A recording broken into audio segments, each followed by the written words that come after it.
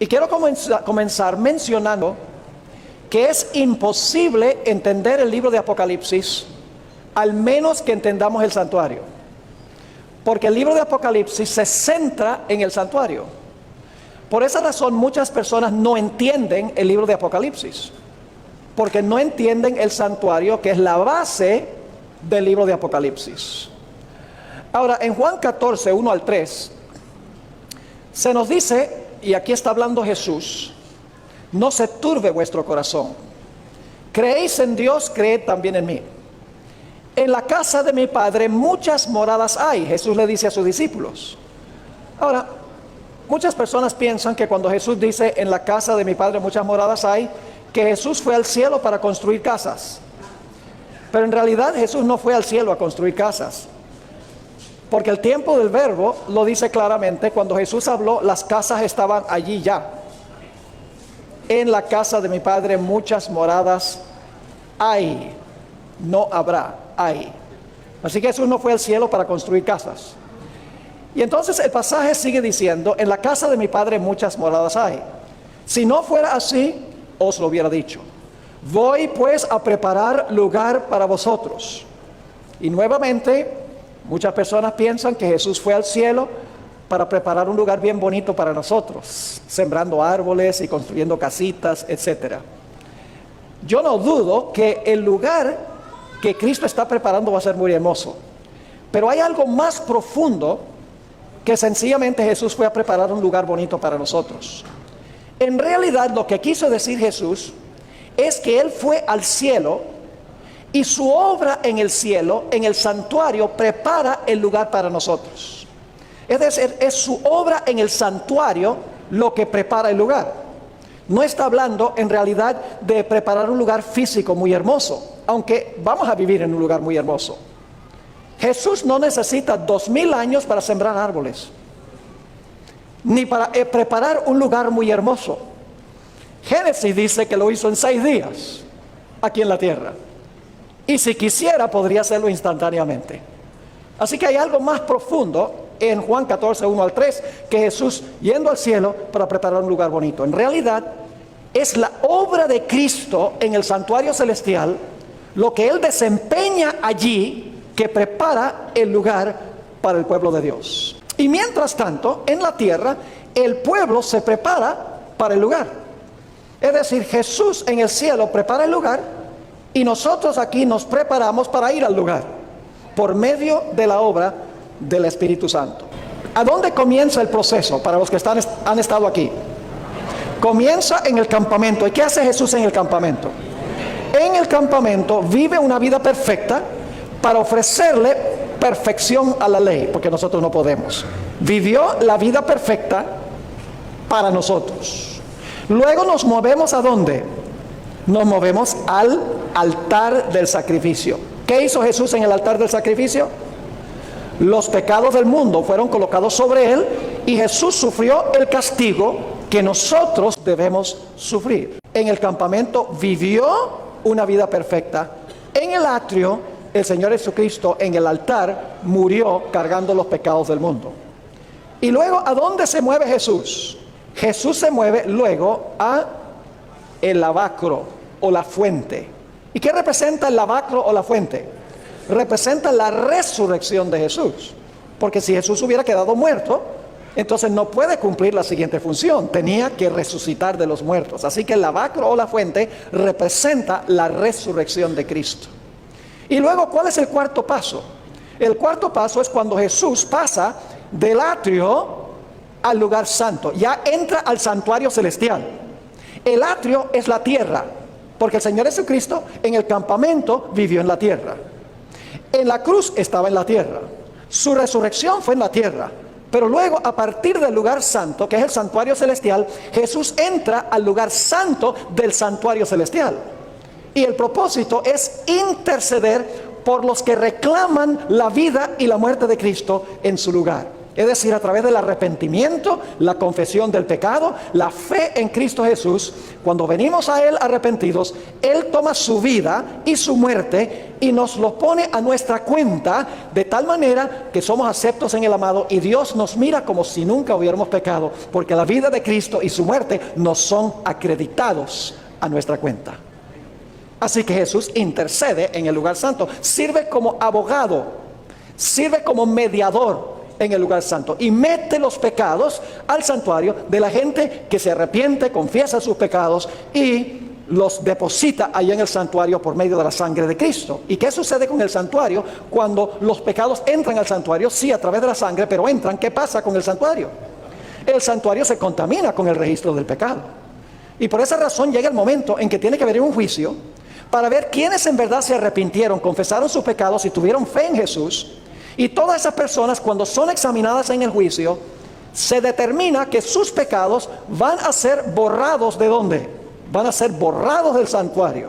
Para eso hay que hacer un juicio para determinar quién merece que sus pecados sean borrados del santuario y quiénes no merecen que sus pecados sean borrados del santuario.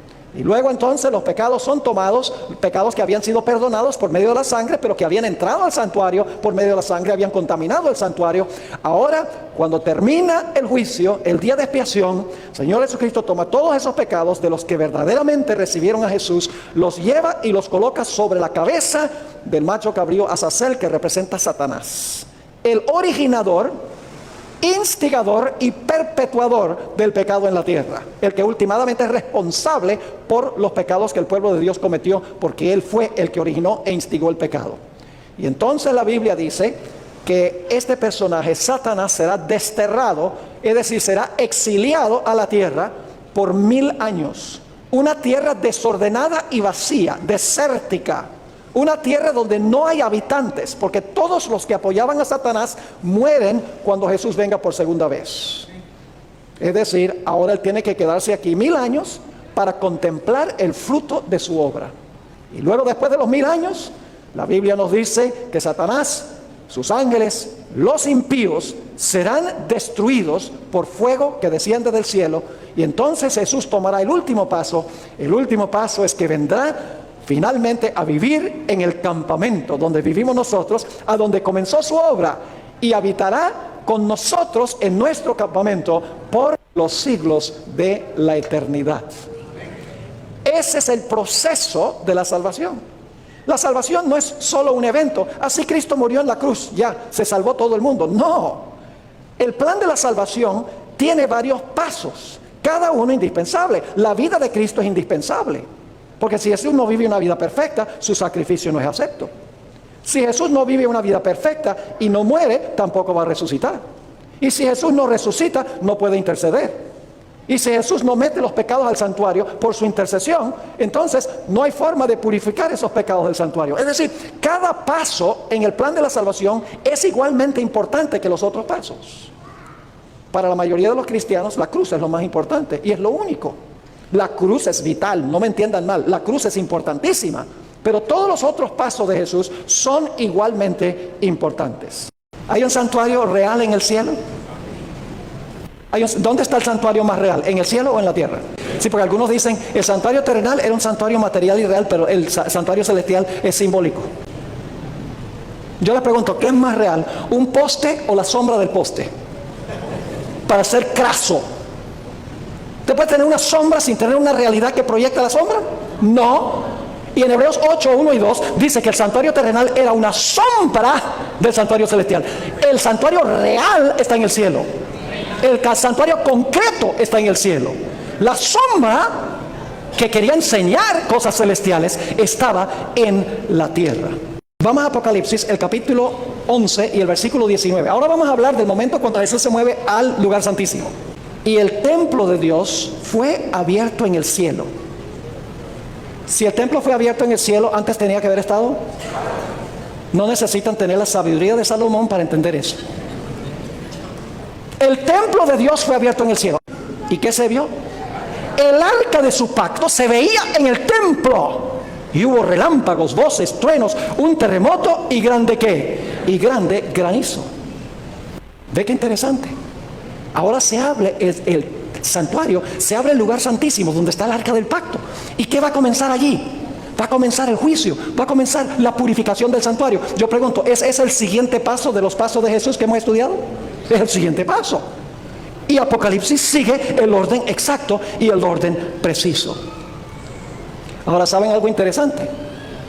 Después de 1844, cuando los que quedaron fieles de ese movimiento, aunque quedaron chasqueados porque Jesús no vino como esperaban que viniera, los fundadores de la iglesia adventista, los pioneros de la iglesia adventista, estudiaron con más detenimiento y más cuidado las profecías de la Biblia. Y descubrieron este versículo, que Jesús, en vez de venir a esta tierra en 1844, el Señor Jesucristo entró al lugar santísimo para cumplir una labor en el lugar santísimo, porque ese es el siguiente paso en el santuario. Y dicen, ¿cómo podemos decir que Cristo vino a la tierra, iba a venir a la tierra en 1844 y no había hecho su labor del lugar santísimo? Y por lo tanto, ellos empezaron a estudiar el santuario y estudiaron específicamente el lugar santísimo. Y poco después de 1844 descubrieron grandes verdades en el lugar santísimo. Yo pregunto, ¿qué estaba dentro del arca del pacto? Los 10 mandamientos. ¿En el cielo están los 10 mandamientos en el arca? Sí, porque el santuario terrenal era una copia del celestial. Dijeron, entonces la ley de Dios no fue clavada en la cruz, porque está en el lugar santísimo. Y luego dijeron, pero mire, ¿qué está en el centro de los 10 mandamientos? El sábado. Tenemos que guardar el sábado. Dijeron, es porque está en la ley. Y la ley que está en el santuario celestial es el original. Y en la tierra las tablas de la ley eran una copia del celestial. Tenemos que guardar el sábado. No entendíamos eso antes. Y luego se dieron cuenta que dentro del arca del pacto estaba un pote de maná. Y Dios quiso enseñar, recalcar la importancia de guardar el sábado. Pueden ir a Éxodo 16, el episodio del maná. No caía maná el sábado. Y el maná estaba en el lugar santísimo. Se recalcó y se subrayó la importancia del sábado. Y luego se dieron cuenta también que el maná en el libro de Números, el capítulo 11, Dios quiso enseñarle a Israel una vida saludable. Pero ¿qué quiso el pueblo? Dios dio maná porque era un alimento completo, saludable, que promovía la salud. Era vegano. Tenía todos los elementos que Dios dio originalmente al hombre. Pero ¿qué dijo Israel? No, estamos cansados del maná. Queremos comer ¿qué cosa? Lo que comíamos cuando estábamos en Egipto, cuando estábamos en el mundo. Ahora yo pregunto, ¿qué dice el mundo cristiano de la ley? No estamos bajo la ley, sino bajo la gracia. La ley fue clavada en la cruz, porque no han entrado al lugar santísimo. ¿Qué dicen del sábado? El sábado era para los judíos. No entienden porque no han entrado al lugar santísimo. ¿Qué dicen en cuanto a los principios de la salud? Lo que se puede comer y lo que no se puede comer. Dicen, la oración santifica el chancho. Porque no han entrado al lugar santísimo. ¿Qué dicen del juicio? Dicen, cuando una persona se muere, ese es el juicio. Si fue buena, se va para el cielo. Si fue mala, se va para el infierno. Y si fue medio mala, para el purgatorio. Entonces, para ellos el juicio es cuando una persona se muere. Pero la Biblia dice que el juicio se hace en el cielo. Y comienza en 1844 y transpira, terminando con los que están vivos. El mundo cristiano no entiende nada de esto. Porque se quedan en el atrio, en la cruz. Y no siguen los pasos de Jesús a través del santuario. No se dan cuenta que Jesús ahora está en el lugar santísimo del santuario celestial. Y no ven las verdades que se hallan sentadas en el lugar santísimo del santuario celestial. El siguiente paso de Jesús en el santuario es cuando se cierra la administración en el santuario. Va a llegar un momento en que se va a cerrar el lugar santísimo. Ya nadie va a poder entrar para reclamar a Jesús como abogado. Y ya el juicio habrá terminado. Vamos a Apocalipsis 15 y el versículo 5 al 8. Otra escena del santuario que viene inmediatamente después. Dice en Apocalipsis 15, 5 al 8: después de estas cosas miré, y he aquí fue abierto en el cielo el templo del tabernáculo del testimonio. La misma palabra templo que leímos en el 11:19. ¿Se refiere a qué lugar? Al lugar santísimo. Dice, se abre el templo del tabernáculo del testimonio. Y ustedes dicen, pero pastor, ya vimos que se abrió en el 11:19. Pero escuchen bien, en el 11:19 el lugar santísimo se abrió para que la gente pudiera entrar por fe. Pero el propósito aquí es para que los ángeles con las plagas puedan salir, porque se ha terminado la gracia. Sigue diciendo: después de estas cosas miré, he aquí fue abierto en el cielo el templo del tabernáculo del testimonio. Del templo salieron, ahora ven por qué se abre, del templo salieron los 7 ángeles que tenían las 7 plagas. Yo pregunto, ¿las 7 plagas caen después que se cierre la puerta de la gracia? Sí, Señor. Y dice: vestidos de lino limpio y resplandeciente y ceñidos alrededor del pecho con cintos de oro. Y uno de los 4 seres vivientes dio a los 7 ángeles 7 copas de oro llenas de la ira de Dios. Es decir, se ha rebosado la copa, se ha terminado la paciencia de Dios. Escuchen bien, Dios es longánime, Dios es paciente, pero llega un momento en que la paciencia de Dios termina. Lo enseña este pasaje. Así que dice el versículo 7: uno de los 4 seres vivientes dio a los 7 ángeles 7 copas de oro llenas de la ira de Dios, que vive por los siglos de los siglos. Y el templo, el lugar santísimo, se llenó de humo por la gloria de Dios y por su poder. ¿Y ahora qué dice?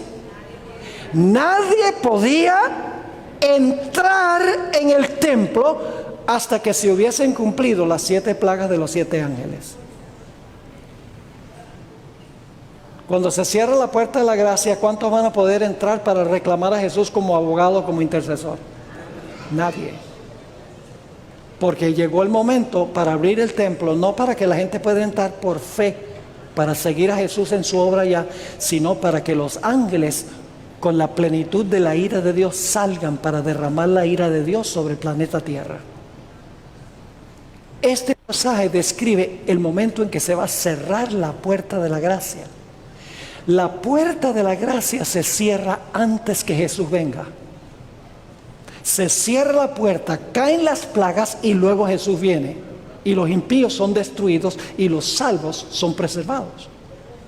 La mejor ilustración de esto lo tenemos en la historia del diluvio. Noé predicó por ¿cuántos años? 120 años. ¿Y qué le dijo Dios? Le dijo: no contenderá mi espíritu para siempre con el hombre. Es decir, está diciendo: mi espíritu va a obrar en los corazones de los seres humanos, pero no para siempre. Dice: será su periodo de gracia, ¿cuánto tiempo? 120 años. Ahora yo pregunto, ¿qué sucedió cuando terminaron los 120 años? ¿Dejó Noé de predicar? Sí. ¿Qué sucedió? Él y su familia entraron en el arca y ¿qué pasó? Se cerró la puerta y enseguida empezó a llover. No, señor. ¿Cuántos grupos había cuando se cerró la puerta? 2. Los salvos y los perdidos. ¿Cuántos grupos habrá cuando termine el juicio celestial? 2. Los salvos y los perdidos. Se cierra la puerta y pasan 7 días sin que suceda nada. Yo les pregunto, ¿creen ustedes que la fe de Noé y su familia fue severamente probada? ¿Cómo creen ustedes que se portaron los que estaban afuera durante esos 7 días? Cada día más altaneros y más burlones. Ven esos locos que están allá metidos en ese barco con todos esos animales. Pero luego, después de ese periodo, entre cuando se cerró la puerta, vino finalmente el cataclismo y destruyó a todos los impíos, y Dios salvó a su remanente.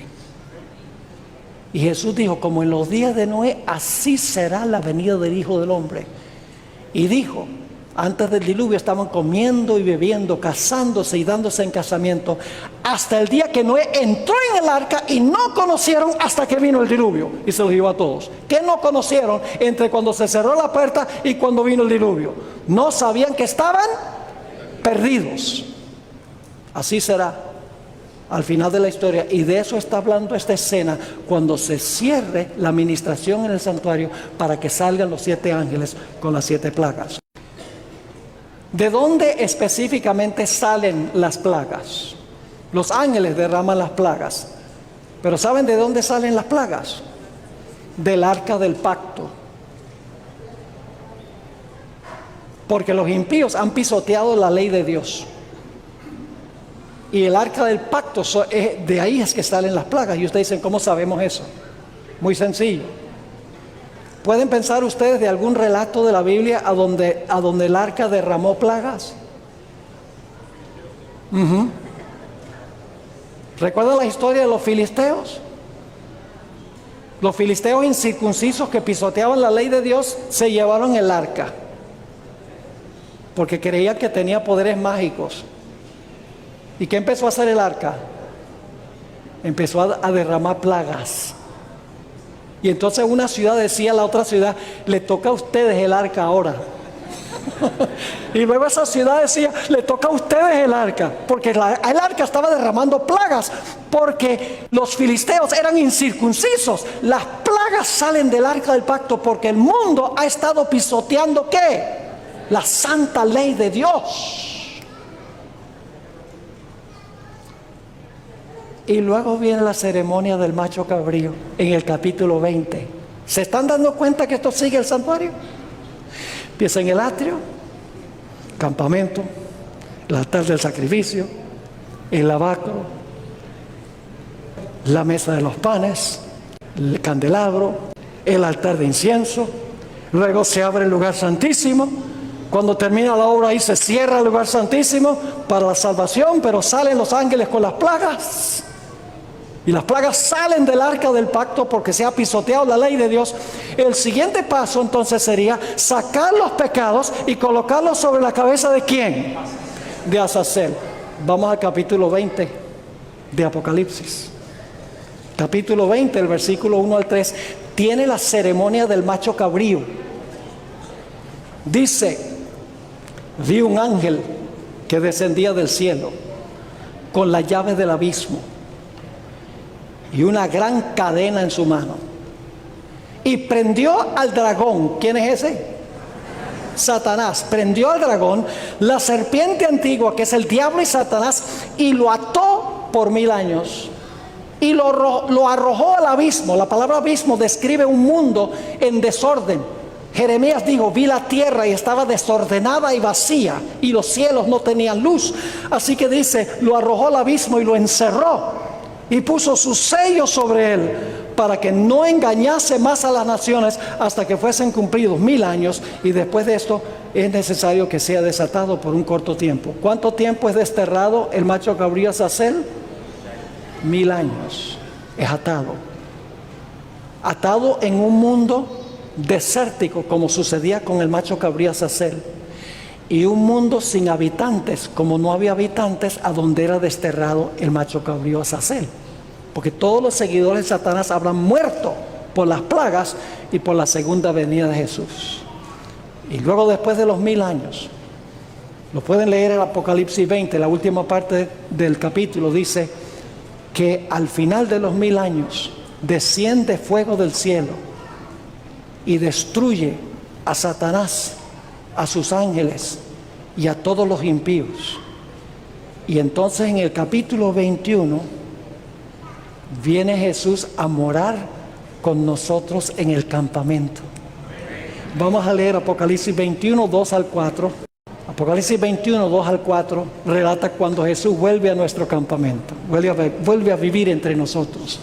Dice, y yo, Juan, vi la santa ciudad, Nueva Jerusalén, descender del cielo de Dios, dispuesta como una esposa ataviada para su marido. Y oí una gran voz del cielo que decía, he aquí el tabernáculo de Dios, ¿dónde? Con los hombres. Y Él morará con ellos. Y ellos serán su pueblo, y Dios mismo estará con ellos como su Dios. Vuelve a nuestro campamento para habitar eternamente con nosotros. Y luego viene la linda promesa, enjugará Dios toda lágrima de los ojos de ellos. Y ya no habrá más muerte, ni habrá más llanto, ni clamor, ni dolor, porque las primeras cosas pasaron. ¿Quieren ustedes estar allí? Hay que seguir la obra de Cristo en el santuario. Si hay que seguir su obra y entender lo que hace Jesús, ¿cómo no?